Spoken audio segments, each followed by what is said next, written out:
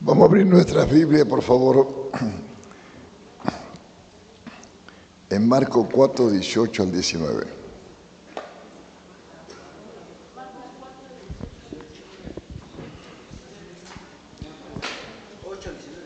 Cuatro, 18 y 19.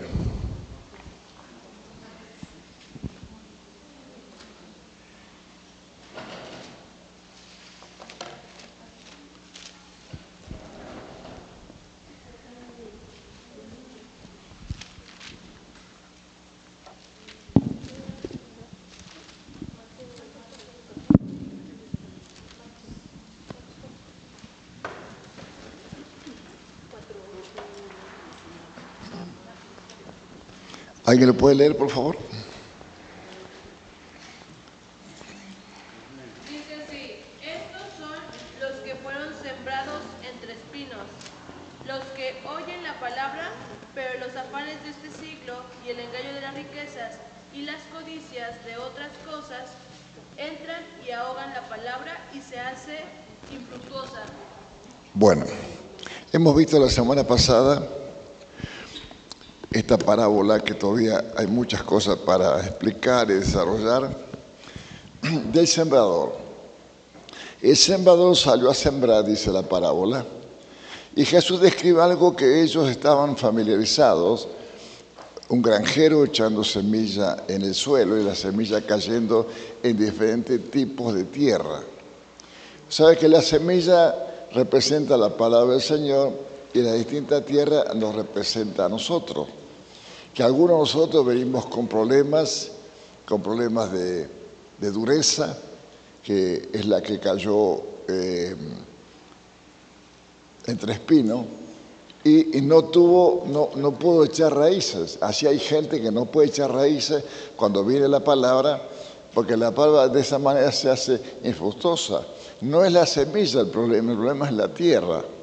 Ahora, también dice que hay una buena tierra, pero déjeme que le explique esto. Las semillas que caen en estas tres áreas, sin que tuvieran un éxito muy duradero, es en el camino, junto al camino. En el suelo rocoso, que es entre piedras, es un suelo que no está propicio porque tiene quizás espinas, pero alguna semilla cayó en buena tierra. Diga conmigo, buena tierra. No era el problema granjero que sembraba la semilla de manera necia o negligente, sino que alguna semilla cayó junto al camino por accidente. Como le dije yo, una vez pasando por acá, yo vi a un sembrador que tenía como una bolsa así, acá en la cintura, y así. Entonces, de esas semillas que tiraba al vuelo, algunas habrán caído entre espinas, algunas habrán caído entre piedras y algunas cayeron junto al camino. No significa que se sembró específicamente en esa mala tierra, sino que dentro del sembradío, del sembrador, algunas semillas cayeron junto a esos lugares. Pero dice, la mayor parte de la semilla fue sembrada en suelo.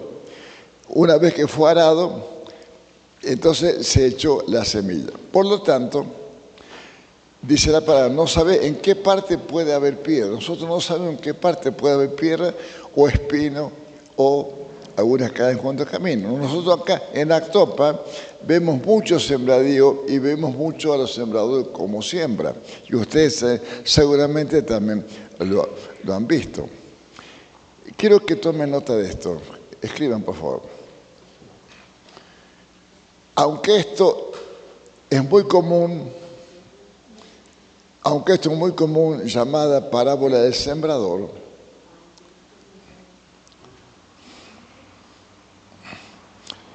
aunque esto comúnmente es llamada parábola del sembrador,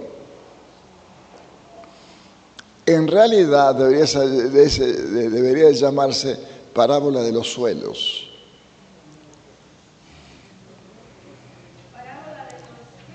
Suelos.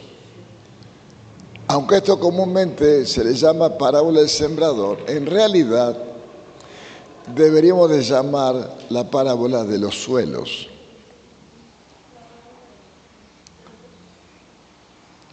Esto lo expliqué la semana pasada, porque continué diciendo que se cosechó al 30, al 60 y al 100 por uno. Y yo expliqué esto, que esto significa que en la medida que yo le doy, qué tiempo le doy al Señor, es el fruto que voy a tener. Si yo de mi tiempo le doy un 30%, voy a cosechar un 30%. Si yo le doy un 60% al Señor de mi tiempo, Dios me va a dar una cosecha un 60%. Si yo estoy involucrado con Dios al 100%, voy a cosechar al 100%. Amén. Ahora, ponga 30, 60 y al 100 por uno.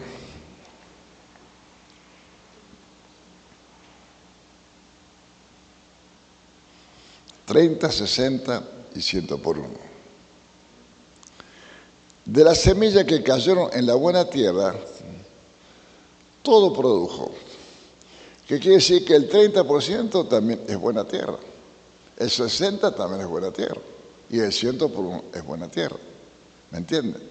Pero a lo que voy yo, ninguna produjo el mismo porcentaje. ¿Sí? Una tierra produjo el 30, otra produjo el 60, otra produjo el 100%. No todas produjeron el mismo porcentaje. ¿Qué significa eso? Significa que muchas veces nosotros sembramos la palabra, porque la semilla es la palabra, la estamos sembrando y algunas personas se aplican, como dije recién, se involucran, creen en la palabra y la practican nuevamente.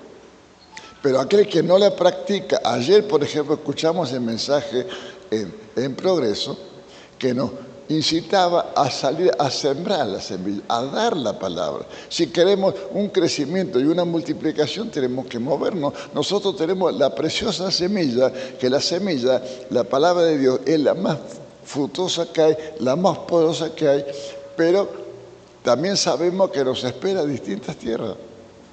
¿Qué cree usted que pasó con la tierra del 100%? La tierra llamada buena. ¿Qué cree que pasó con esa tierra? ¿Por qué? ¿Por qué fue buena? ¿Por qué le llaman buena a esa tierra? Porque pasó por el proceso.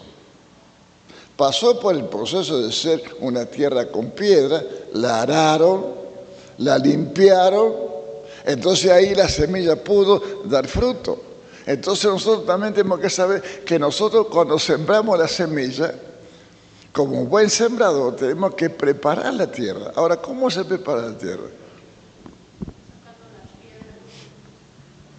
Quitando toda esa basura que a la semilla la hace infructuosa.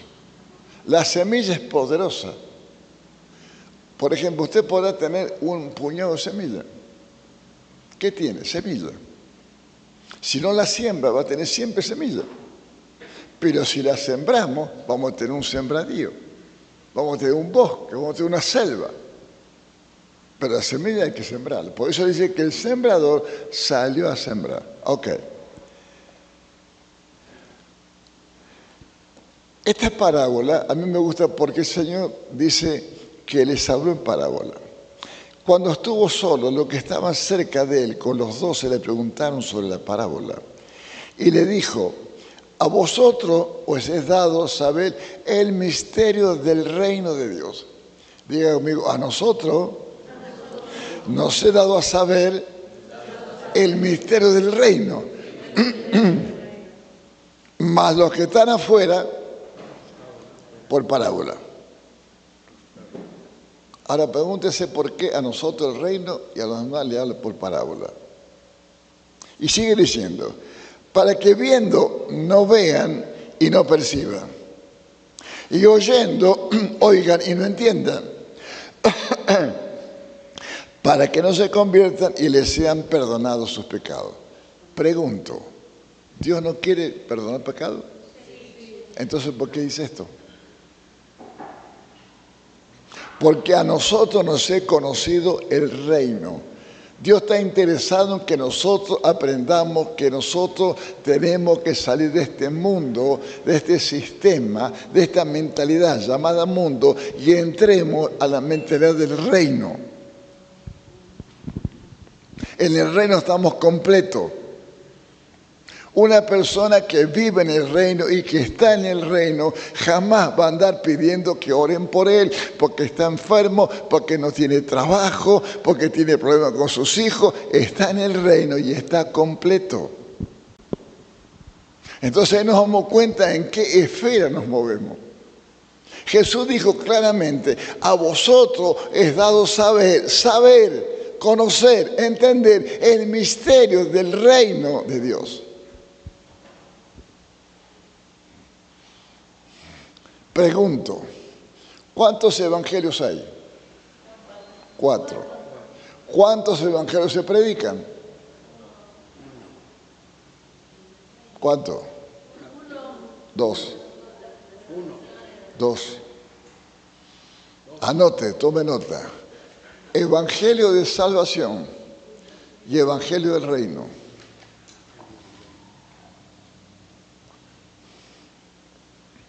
Del evangelio de salvación venimos todos. Porque el centro de ese evangelio es el pecador. Ese evangelio al pecador lo quiere convertir, lo quiere liberar, lo quiere sanar. Escuche bien esto, lo quiere sanar, lo quiere liberar. Entonces el evangelio gira alrededor del pecador. Pero el evangelio del reino, el centro es Cristo. El evangelio del reino, el centro es Cristo. Nosotros giramos alrededor de Él. En cambio, el otro evangelio, nosotros somos el centro. Que el evangelio nos quiere convencer, nos quiere liberar, nos quiere sanar, nos quiere prosperar. Es por eso que hay parábolas del reino y hay parábolas que son de enseñanza. Amén. Ahora, los 12 le preguntaron sobre la parábola. El significado espiritual de la parábola no fue aparente de manera inmediata. Los discípulos de Jesús, incluyendo los 12, no sabían lo que Jesús quiso decir y ellos le preguntaron sobre la parábola. Y él dijo, a vosotros es dado saber el misterio del reino de Dios. ¿Qué quiere decir que a los demás no? ¿Por qué? Porque que no los quiere salvar, sí que nos quiere salvar. Él quiere que todos se arrepientan y que todos procedan al arrepentimiento. Pero no les puede introducir en el reino a los de afuera, como dice Jesús, porque entonces van a tomar del reino. Lo mismo pasó en el huerto del Edén, que cuando los privó y puso querubines con espadas resplandecientes para que no tomaran del árbol de la vida, porque iban a tener vida eterna en pecado. Entonces Dios no quiere, Jesús no quiere que la gente entre al reino en pecado. Entonces lo que hace el evangelio, los 2 evangelios, tanto el de salvación como el del reino, prepararnos a nosotros, sabiendo nosotros que no podemos pecar, porque en el reino no va a haber pecadores. Acá en el mundo siempre vamos a estar con cuestiones de pecado. Los discípulos querían saber las cosas de Dios, les fue dado saber el misterio del reino. ¿Por qué? Porque en el misterio del reino, para llegar al misterio del reino, vamos a aprender muchas cosas y nos va a preparar el evangelio del reino para saber cómo vivimos en el reino. El misterio del reino es la revelación de la soberanía de Dios, de su santidad y el poder de Dios en situaciones de la tierra o el cielo. También se refiere a la promesa de un reino mesiánico que acogerá a todas las naciones. A los discípulos se les podría hablar de una manera sencilla, pero a otros se les habló comúnmente por medio de parábolas. ¿Está entendiendo esto? Amén. Dios es un tesoro para los que creemos en Él. Pero para los que no creen es piedra de tropiezo y roca que hace caer. Y también lazo y red para ellos. Es por eso que Jesús se cuidaba mucho, mucho de dónde Él iba a sembrar la palabra. Amén. Cuando estaba con sus discípulos, Él pasó tiempo con los discípulos. Es por eso que a mí me encanta esto de pasar tiempo con ustedes, porque yo sé que ustedes van a despuntar pronto, pronto. En la primera venida de Jesús había personas que Tomás, por ejemplo, que ciegamente dudaba de todo lo que venía a sus propios ojos, y algunas personas seguían dudando hasta justo antes de que Jesús ascendiera al cielo, en el Monte de los Olivos, estando presentes, estaban llenos de dudas. Sin embargo, también podemos ver en la Biblia que los discípulos como Pedro y Juan y Santiago reconocieron la luz de la gloria de Cristo y lo siguieron hasta el final. Fíjese que, por ejemplo, ¿cuántos apóstoles hubo? Perdón. ¿Cuántos discípulos hubo? 12. ¿De cuántos habla el Nuevo Testamento? Estoy hablando de apóstoles, ¿eh? ¿De cuántos habla el Nuevo Testamento? ¿Cuántos? ¿Quiénes son?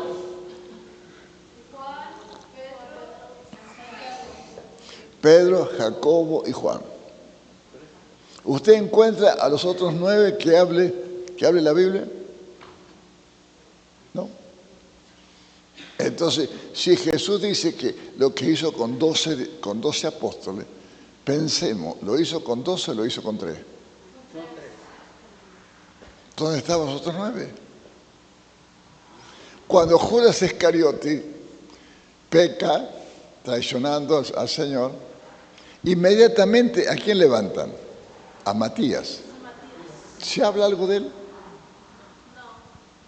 ¿Por qué? Porque Judas Iscariote, la palabra Judas no significa traición. La palabra Judas significa el que alaba a Dios. Pero Judas, con la actitud que tuvo, buenos días, la actitud que tuvo Judas afectó su nombre. Porque nunca más a nadie pusieron Judas. A un perro le llamaban Judas. Cuando lo que hacía con mal, este es un Judas. ¿Se acuerda? Ahora, ¿por qué? Porque la actitud que tuvo Judas, por eso tenemos que cuidar las cosas que hacemos nosotros, afectó su nombre y afectó su ministerio. Amén. Entonces Dios quiere conocer el misterio del reino. Si consideramos esta parábola, podemos ver que el misterio del reino de los cielos es dado a los que reconocen a Cristo como el misterio de Dios y lo reciben. Nosotros, como miembros de la familia celestial, tenemos que proseguir a conocer a Dios para descubrir todos los secretos del reino de los cielos. No lo vamos a descubrir esta mañana. Están solamente, le voy a dar una prueba, los misterios del reino de los cielos escondidos en Cristo. Póngalo en su libro de nota. Los misterios del reino de los cielos escondidos en Cristo.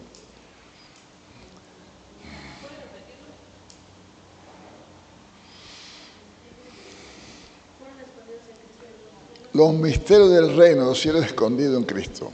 Entonces, acercándose a los discípulos, le dijeron: ¿por qué les hablas por parábola? Él respondió y les dijo: porque a vosotros es dado saber el misterio del reino de los cielos, mas a ellos no os he dado, porque a cualquiera que tiene se le dará y tendrá más, pero al que no tiene, aún lo que tiene le será quitado. Por eso les hablo en parábola, porque viendo no ve y oyendo no oye, ni entiende. Mateo 13, 10 al 13. Acá comenzamos. Jesús dijo que hay personas a quienes les es dado saber los misterios del reino del cielo. Y aquellos a quienes les es dado, ¿por qué Dios, que es justo, da a conocer solo a algunas personas el misterio del reino del cielo? No solo existen los hijos de Dios, sino también los hijos del diablo, los seguidores del diablo. Escuche esto. Si una serpiente bebe agua, ¿qué produce? Vuelvo a preguntar. Si una serpiente bebe agua, ¿qué produce? Veneno. Pero si una vaca bebe agua, ¿qué produce? Leche. ¿Qué significa esto? La misma cosa puede producir algo bueno o algo malo según quien lo use. Vuelvo a repetirte. La serpiente bebe agua, produce veneno. La vaca bebe agua y produce leche. ¿Sí? Entonces, la misma cosa puede producir algo bueno o algo malo según quien lo use. Asimismo, hay aquellos a quienes se les debe dar los misterios del reino del cielo y aquellos a quienes no se les debe dar. Es por eso que Dios enseñó por parábola, ya que los humanos solo pueden resolver las parábolas.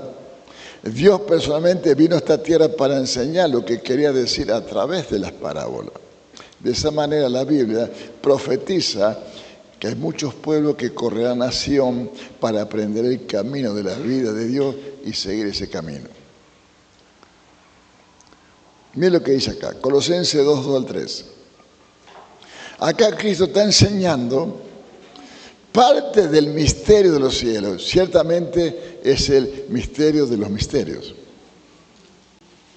Pero antes de leerle esto, le voy a preguntar, ¿usted sabe qué es un misterio? Algo que está escondido. Algo que está semi escondido.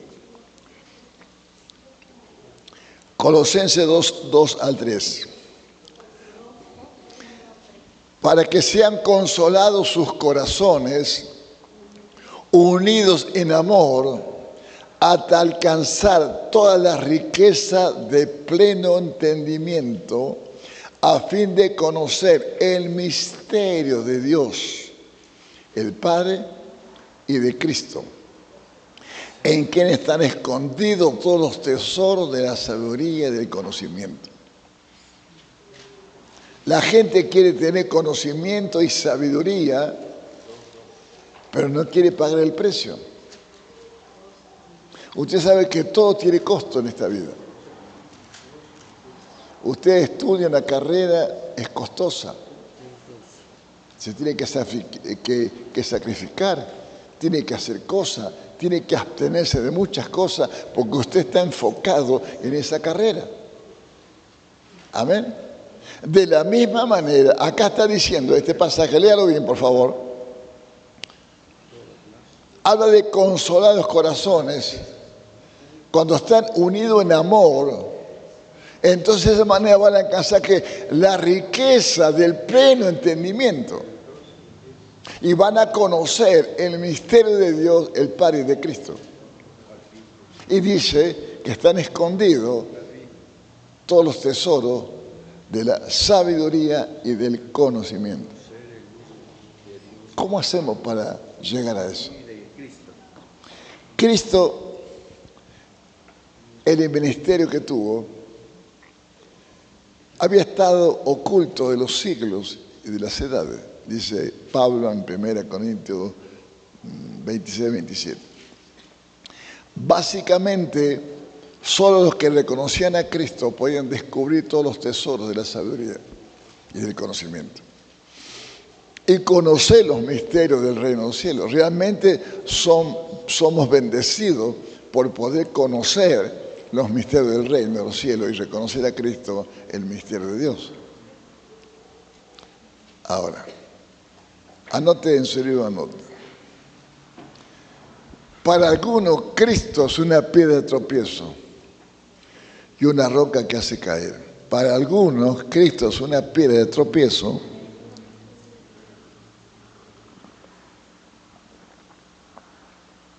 y una roca que hace caer. San Juan 5:39, ¿me puedes leer, por favor?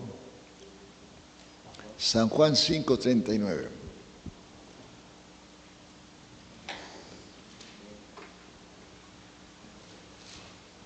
Evangelio de San Juan. Tome nota usted. Evangelio de San Juan 5:39. Dice, escudriñad las escrituras, porque a vosotros os parece que en ellas tenéis la vida eterna, y ellas son las que dan testimonio de mí. Acá el Señor Jesús está diciendo que hay que escudriñar. Y escudriñar es que leer, investigar, buscar. La Biblia es un libro que da testimonio de Dios que ha de venir en carne. Esto es en Cristo. Y a través de los profetas, Dios nos ha enseñado acerca de Cristo que ha de venir pronto a esta tierra. El profeta Isaías, en Isaías 8, 3 al 15, profetizó que Jesús tendría que ser piedra de tropiezo y roca que hace caer y lazo y red para la gente. ¿Por qué dijo esto? Vamos a leerlo. Isaías 8, 3 al 15. A Jehová de los ejércitos, a Él santificad, sea Él vuestro temor y Él sea vuestro miedo. Entonces Él será por santuario, pero a las dos casas de Israel, por piedra para tropezar, y por tropezadero para caer, y por lazo y por red al morador de Jerusalén. Y muchos tropezarán entre ellos, y caerán, y serán quebrantados, y se enredarán, y serán apresados.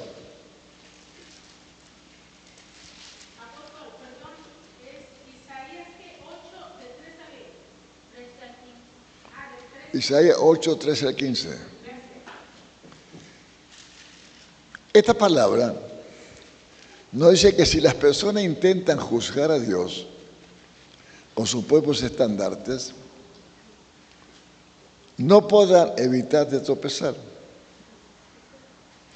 Muchas de las personas creen que debe haber algo diferente en Dios. Ellos piensan que Dios necesita tener evidentes poderes mágicos para hacer cualquier cosa, incluso cosas sobrenaturales que los humanos no pueden hacer. Algunos piensan así y lo ven de esta manera. Sin embargo, Dios vino de una manera ordinaria, por llamarle así. Él vino a la semejanza humana, como uno de nosotros, y su vida no fue diferente en la vida de las personas ordinarias, por eso las personas del mundo no lo reconocieron. Israel, por ejemplo, los judíos, yo lo he dicho muchas veces esto, no les cabe a ellos, no entienden, no pueden comprender, porque ellos vivieron reinados. Están los dos libros, Primera de Reyes, Segunda de Reyes, y usted puede investigar que hubo muchísimos reyes, entre ellos estuvo David. Entonces, para ese pueblo que tuvo reinado, le puse un cortocircuito que ellos esperaban al rey de todos los reyes. ¿Cómo cree usted que Israel esperaba un rey de reyes? Con pomposidad, con brillo, con poder, con pompa. Y viene a nacer en un pesebre. Ellos pensaban que iban a nacer en un lugar espléndido, como, no, le digo, en aquel tiempo no sé si había, ¿cómo se llama donde nacen los bebés? ¿Fuerte? No.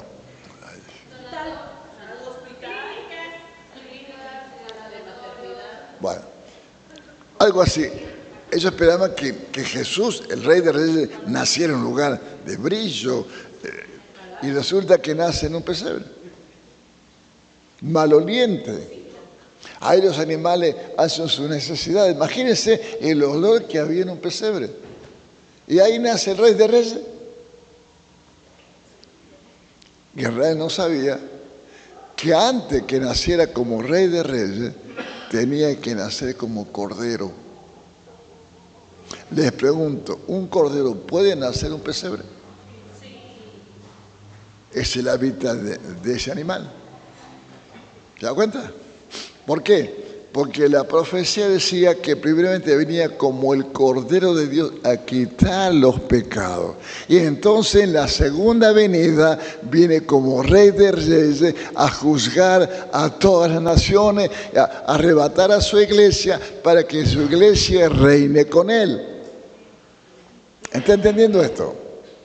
Ahora, mire lo que hacía el pueblo. San Juan 6:41 al 45. Estamos hablando del reino. ¿Por qué dijo que nosotros primeramente tenemos que aprender del reino?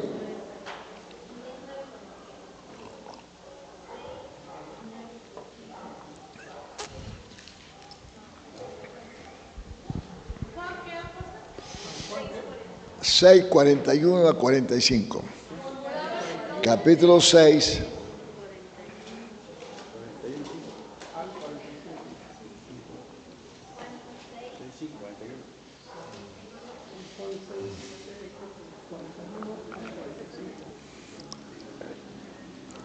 Murmuraban entonces de él los judíos. ¿Por qué murmuraban? Porque él había dicho, yo soy el pan que descendió del cielo. ¿Y qué decían?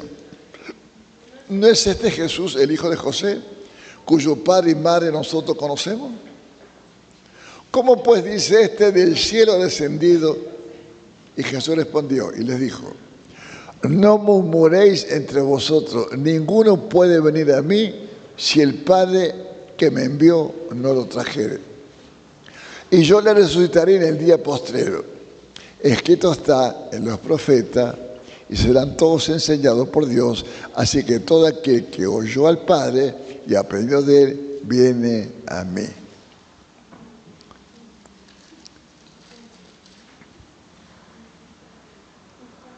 ¿Qué sucedió acá? La gente no creía porque había nacido en medio de ellos. Era hijo de un carpintero. Entonces, para los que no creían, Jesús solo era hijo de José. Por eso lo rechazaron, diciendo, ¿no es este Jesús el hijo de José, cuyo padre nosotros y la madre nosotros conocemos? ¿Cómo pues dice este del cielo descendido? Ellos pensaban, si él fuera Dios, ¿por qué ha nacido una familia tan pobre? El razonamiento de ellos. Incluso en un establo donde se guardan los animales. Este tipo de pensamiento físico se convirtió en un factor que arruinó la fe de muchos. Por lo tanto, llegaron a la conclusión de que Jesús no era Dios. Confiando en sí mismo, justificándose, crucificando al Señor. Amén. A fin de cometer un pecado tan horrible, nosotros debemos de conocer a Dios, por eso debemos ser enseñados por el Padre, ya que la Biblia dice, así que no juzguéis nada antes de tiempo hasta que venga el Señor. Tenemos que ser enseñados por Cristo, que ha venido a esta tierra de acuerdo con las profecías, de modo que podemos recibir a Cristo como Señor y Salvador. Porque Él vino previamente a salvar, a buscar lo que se había perdido. Por eso nació en un pesebre como el Cordero de Dios, profetizado por muchos profetas y por Juan. Es aquel Cordero de Dios que viene a quitar el pecado del mundo. Eso no se reveló a los judíos todavía. Pero los judíos, cuando venga el Señor para nosotros por segunda vez, ya ahora viene como Rey de Reyes y viene también como juez. Los judíos lo van a ver con esplendidez, lo van a ver con brillo, lo van a ver con pompa, lo van a ver con poder. Nosotros la ventaja que tenemos al pueblo judío que no recibió todavía como Salvador, como el Mesías, es que nosotros sí lo recibimos. Nosotros sí fuimos perdonados, lavados por su sangre. Los judíos, que en el tiempo no sé qué va a pasar. Yo sé que es el pueblo de Dios. Porque ellos no conocieron la primera visitación. En cambio nosotros sí. Bienaventurado y que no haya tropiezo en mí, dijo Jesús. Ponga esa frase. Bienaventurado y que no haya tropiezo en mí. En cuanto a aquellos que quieren, en cuanto a aquellos para quienes Cristo se ha convertido en piedra de tropiezo y una roca que hace caer, dice este pasaje, a mi entender, que no podrán conocer los misterios del reino. Sin importar cuánto lo intenten, cuando las personas reconocen a Cristo, Dios abre sus ojos espirituales para que vean los misterios del reino de los cielos. Es que tan importante es que seamos humildes, que seamos enseñables. ¿Sabe qué me pasa a mí? Cuando muchas veces tengo una reunión de pastores, por ejemplo, mírense ustedes, vienen con libros, con notas de apunte, vienen hablándome a mí que quieren aprender. Cuando yo voy con los pastores,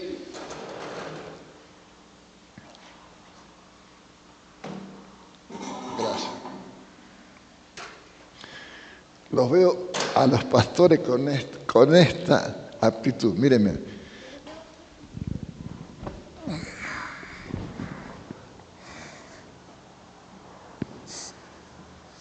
Es una actitud buena, enseñable. En cambio, fíjese el otro sentadito con libro de nota, con un lapicero, ¿qué? ¿Cuál le demuestra que quiere aprender? ¿Este o ellos? Lo mismo le pasaba a Jesús. Exactamente lo mismo. Los cabezones como Nicodemo y como cuánto. ¿Por qué Nicodemo vino de noche a hablar con Jesús? De noche habla de qué? Que no hay revelación, porque la luz es revelación. Y él primeramente vino de noche. Y vino de maestro a maestro. Hay un pasaje en San Juan 3, creo que es el verso 9. A ver, chiquero. San Juan 3, 9. Respondiendo Nicodemo y le dijo, ¿cómo puede hacerse esto? Respondiendo Jesús y le dijo, ¿eres tú maestro de Israel y no sabes esto? ¿Eres tú maestro de Israel y no sabes esto? Un maestro era el tipo. El tipo estaría enseñando, pero ¿cuál fue la actitud? Venir de noche para que los judíos dijeran, mira, este anda atrás de Jesús. Esas son las actitudes que Jesús no quiere. Ahora, quiero que examinemos juntos otro pasaje, por favor. En Mateo 11, 2 al 6. Vamos a examinar los detalles de la situación de la primera venida de Jesús, para que todos tengamos un correcto entendimiento de Cristo, el misterio de Dios, y lo recibamos. Mateo 11, 2 al 6.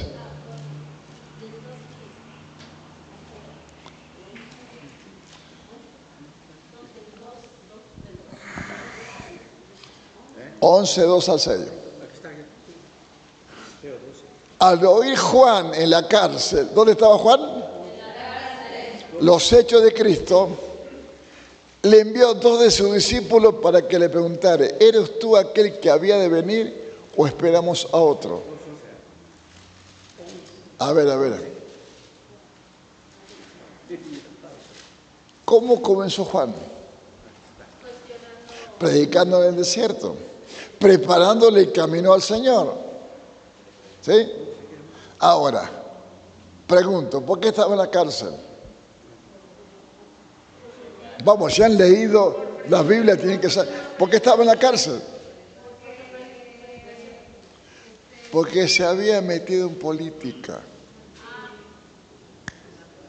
a denunciar el pecado del rey y de Herodías. ¿Se acuerdan? Ahora, esta mujercita usa de su hija, Salomé, para que le baile al rey, y el rey se enamoró de su danza y todo, y le dijo, pídeme lo que quieras, hasta la mitad del reino te doy. Y la madre le dijo, la cabeza de Juan. ¿Por qué perdió la cabeza? Por meterse en jurisdicciones que Dios no lo había mandado. Aguas a esto. Aguas, porque conozco muchos pastores que se están metiendo en política. Entonces yo digo, ¿quién te llamó? ¿El PRI, el PAN o te llamó Jesucristo? ¿Quién te llamó? Entonces acá mire esto. Estaba en la cárcel y le dice, entonces aquel que ha de venir, esperamos un momentito, ¿qué está pasando acá? ¿No fue Juan el que vio que se abrió los cielos cuando se bautizó? ¿No fue el que oyó la voz del Padre que le dijo? ¿No fue el Padre que lo comisionó, que le dio un ministerio a Juan? ¿No fue el Padre? ¿Y qué pasó ahora acá? Al desviarse del ministerio que Dios le dio, es cuando tiene una confusión. Y le dice a Jesús, respondió Jesús, le dijo, id y haced saber a Juan las cosas que oí y veis. Los ciegos ven, los cojos andan, los leprosos son limpiados, los sordos oyen, los muertos son resucitados, y a los pobres es anunciado el Evangelio. Bienaventurado el que no haya que... ¿Por qué dice esto? ¿Por qué termina diciendo esto Jesús? ¿Por qué? ¿Quién se lo manda a preguntar? Entonces, el tropiezo. Cuando Juan el Bautista fue enviado por Dios para preparar el camino a Cristo, ahora estaba en la cárcel, envió a sus discípulos a preguntarle lo que ya vemos, si él era el Cristo que venía. Entonces Jesús dio testimonio de sí mismo y a través de las profecías de la Biblia, y añadió estas palabras: bienaventurado el que no haya tropiezo en mí. Salud. Tenemos que tener mucho cuidado que si Dios te da un ministerio, que nunca hayas un tropiezo para seguir al Señor. Amén. Porque la vida de Jesucristo era lo suficientemente ordinaria como para esconder su gloria de los ojos de los hombres. A los ojos de las personas de esos días, Jesús más bien parecía un hombre muy ordinario en lugar de ser Dios. Mas a la mitad de las fiestas subió Jesús al templo y enseñaba, y se maravillaban los judíos diciendo: ¿cómo sabe este letra sin haber estudiado? Esto le puede pasar a cualquiera de nosotros, que sin haber estudiado tú tengas revelación de Dios. Porque este bendito libro no es un libro común. Este libro es un libro espiritual. Que este libro se lee por el Espíritu, se razona por el Espíritu, se entiende por el Espíritu. Usted en este libro va a encontrar lo literal y lo espiritual. Es un libro que tiene sangre. ¿Me está escuchando? Diga conmigo, este libro tiene sangre. ¿Por qué le digo eso? Porque es un libro vivo. Un libro cualquiera en una librería es un libro muerto. Este libro usted lo lee hoy, lo lee mañana y pasado, y siempre le está dando algo nuevo. Porque es un libro que tiene vida. Dije sangre por decirle que tiene vida. ¿Se entiende lo que estoy diciendo? Entonces este libro se debe de leer por el Espíritu. Es por eso que necesitamos desarrollar el Espíritu. Si usted viene a la iglesia a alimentar el Espíritu, usted va a ser un hombre espiritual. Y va a acomodar todo lo espiritual. Vamos a poder vivir en dos esferas. Vivimos en lo natural y vivimos en lo espiritual. Y dice en 1 Corintios que el hombre espiritual lo entiende todo, lo comprende todo, lo juzga todo, y él no es juzgado por nada, solamente por Dios. Pero está el hombre natural. Que el hombre natural no entiende, no discierne las cosas de Dios, porque para él son ¿qué? Locura. Nos tildan de locos, están locos. Pero bendita locura, Que nosotros estamos locos por el Señor. Yo estoy loco por la cruz, estoy loco por la vida eterna, estoy loco por entrar a una casa, dejar todo patas para arriba, porque hemos entrado y cuando yo entro, entra el reino de Dios conmigo. Dale un aplauso al Señor, vamos.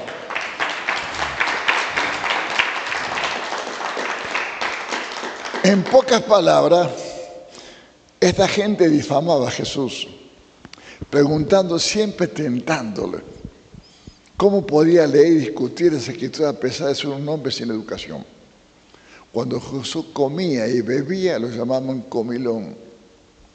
Hicieron que las personas abandonaran la fe por la difamación de Jesús, diciendo que él era un hombre sin educación y un comilón. Entonces Jesús los reprendió y le dijo, ustedes cierran los cielos delante de los hombres, pues no entran ni dejan entrar.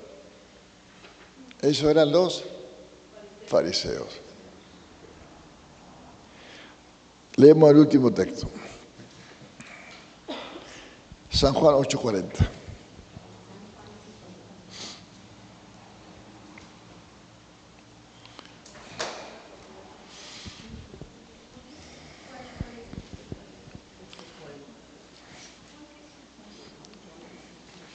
Pues 8:40 al 47. Razonen esto, por favor, en sus casas, vuelvan a leer, los apuntes, para que lo entiendan mejor, por favor. Entonces Jesús les dijo, ¿por qué no entendéis mi lenguaje? ¿Por qué no podéis escuchar mi palabra? Ustedes son de vuestro padre el diablo, y los deseos de vuestro padre queréis hacer.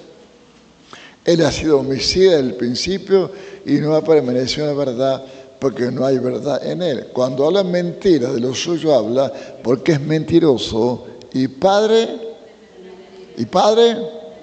y a mí porque digo la verdad. ¿No me creéis? ¿Quién de vosotros me redarguye de pecado? Pues si digo la verdad, ¿por qué vosotros no me creéis? El que es de Dios, las palabras de Dios oye, por esto no las oís vosotros, porque no sois de Dios. ¿Qué es lo que encuentra usted acá? Que desde el inicio, desde el huerto del Edén, nosotros venimos con una orfandad. Estamos huérfanos. ¿Por qué? Porque en el huerto del Edén desobedecimos a una palabra de paternidad. El padre dijo, no coman. ¿Y qué hicimos? Mexicanos, se la pasan comiendo todo el día. Comieron, y no fue el pecado comer, el pecado fue desobedecer a una palabra del Padre. Y el Padre se retiró. ¿Y quién cree que ocupó ese lugar? El Padre mentira.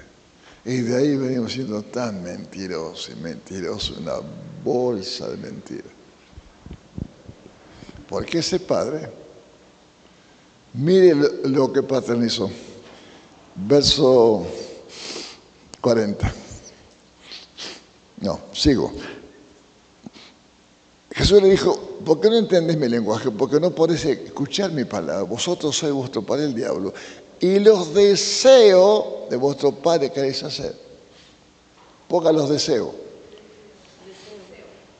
Y al lado de deseo ponga alma. Los deseos están en el alma.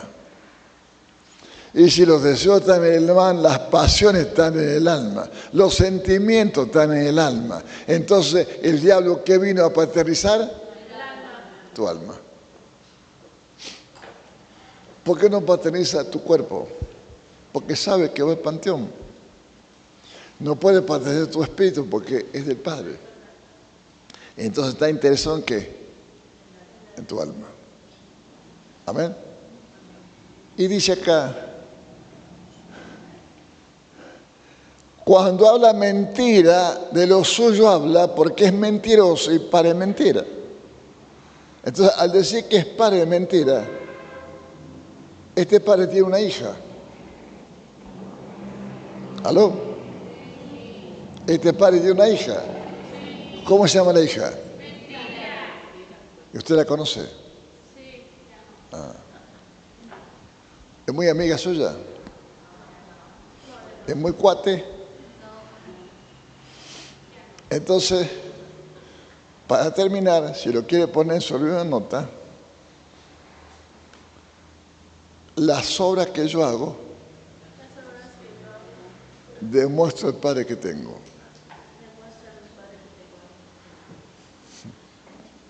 Si no la agarraste, no tengo tiempo. Te vuelvo a repetir, las obras que yo hago demuestro el Padre que tengo. Así que yo puedo decir que mi Padre es Dios, pero mis hechos dicen otra cosa. Amén.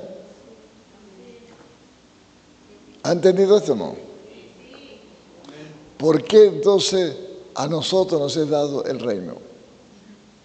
A ver, quiero que a grandes rasgos algo me diga por qué Dios nos da a conocer el reino. Porque quiere que vivamos bien en el reino. ¿Cómo? Porque quiere que vivamos bien en el reino. ¿Alguien más? ¿Qué otro comentario tengo? Pues Jesús les revelaba la palabra a los que estaban más allegados a él, a sus más íntimos. Entonces, porque somos hijos de Él, por eso se nos da a conocer el reino. Porque, bueno, nosotros estábamos acostumbrados a vivir en el mundo, pero ahora que ya llegamos a Cristo, Él ha abierto nuestros sentidos espirituales y quiere irlos perfeccionando para que seamos capaces de creer en todo lo que Él nos habla a través de la Biblia y llevarlo a la práctica, porque nos habíamos quedado a lo mejor en la teoría, pero ahora hay que llevarlo a la práctica y tener más revelación.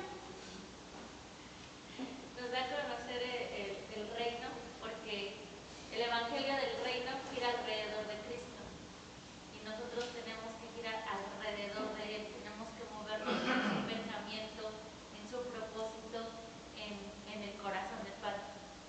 Amén. Bueno, entonces, seguimos con la clase, porque hay que estudiar mucho esta parábola. Usted la habrá escuchado en una prédica. Una prédica se sintetiza mucho, o sea, que se resume mucho. Pero en el estudio aprendemos muchas cosas más. ¿Por qué Jesús está tan interesado en el reino? Vaya rapidito a Hechos capítulo 1. Mire cómo Jesús le da un curso rápido antes de irse con el Padre. Rapidito, por favor. Hechos capítulo 1.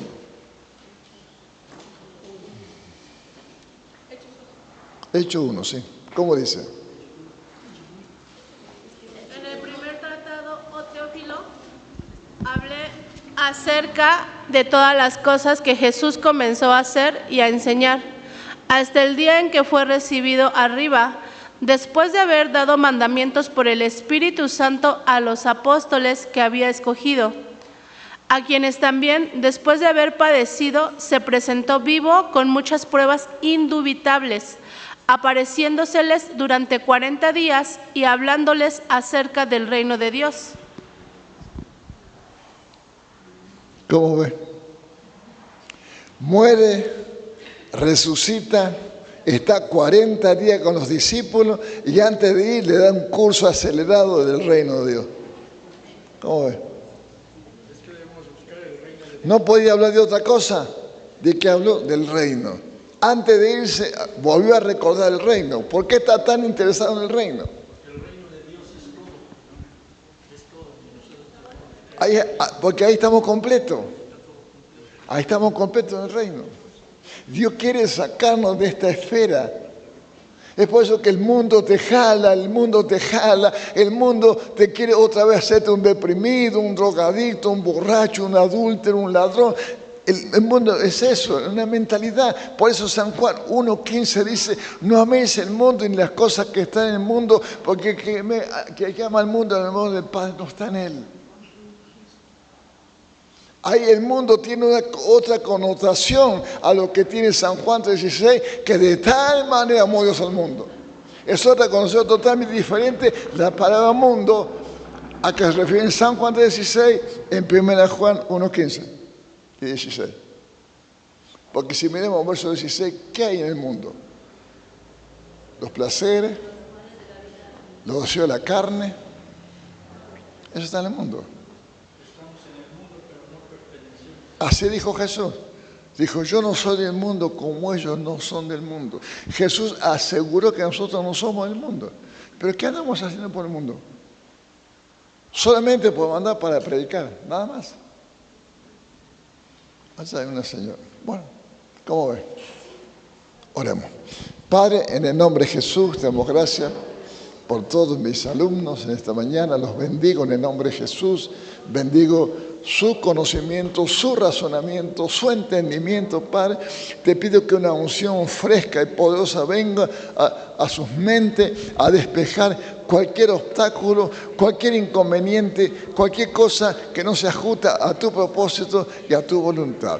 Te damos gracias, Padre. Gracias por esta gente preciosa que me has dado, por sus oídos que me has prestado para poder hoy plasmar esta palabra, este estudio en sus corazones y en sus espíritus. Gracias, Padre. Te amamos y te bendecimos en el nombre de Jesús. Amén, amén y amén. Gloria a Dios.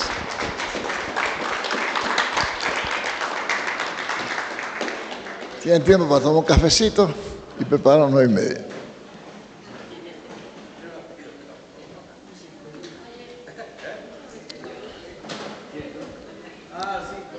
La silla déjenlas así como están. Están así.